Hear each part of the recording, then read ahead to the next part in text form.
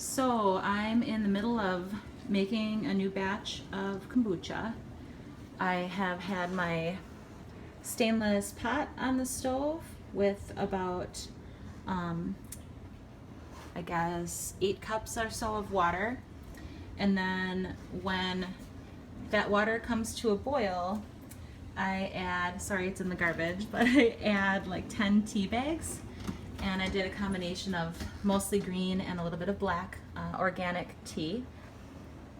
And so once the water comes to a boil, and it's distilled water, by the way, once the distilled water comes to a boil, then you add the tea bags, you turn off the heat, and about 1.5 cups of organic white sugar. It's over here. I just used up a bag, but I've got a new bag in here. It doesn't have to be fancy. There it is, raw cane sugar. And also this is a good kind of tea. I think I got it at Meyer. It's inexpensive. It's like $2.99 for 20 bags.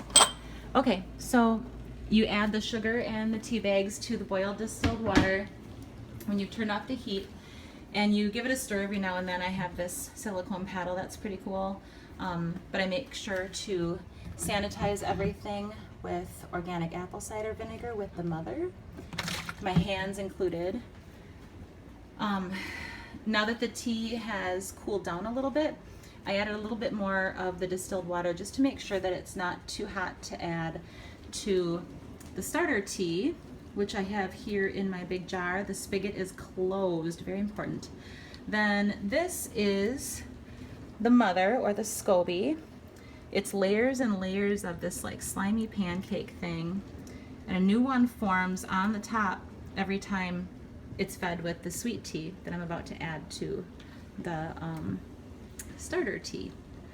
So there's already yeast in the bottom of the jar because I've brewed a few batches in this jar, but that's all really good stuff because it eats the sugar that's in the sweet tea that we put inside.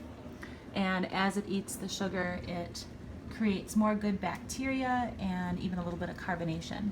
So I'm going to add my cooled off sweet tea and then some distilled water until I have just enough room in the jar for the mother to sit on top and grow another layer. I'll be right back.